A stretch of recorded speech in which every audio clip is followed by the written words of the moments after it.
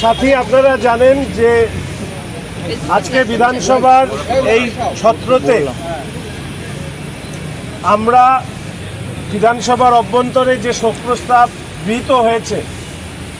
সেই শোক প্রস্তাবে আমরা আশা করেছিলাম যে এই সময়কালে পশ্চিমবঙ্গের অভ্যন্তরে শুধুমাত্র হিন্দু হওয়ার কারণে মুর্শিদাবাদ এবং মালদায় যেভাবে হিন্দুদের উপর পরিকল্পিত আক্রমণ, পুলিশি নিষ্ক্রিয়তা, পুলিশকে নিষ্ক্রিয় করে রেখে যেভাবে ভাঙচুর লুটপাট করা এবং দুজন পিতা পুত্র শ্রী হরগোবিন্দ দাস এবং শ্রী চন্দন দাসকে কুপিয়ে হত্যা করা হয়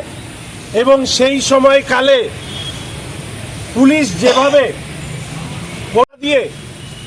অপরাধী জিহাদিদেরকে উৎসাহিত করেছেন তা অত্যন্ত দুঃখজনক।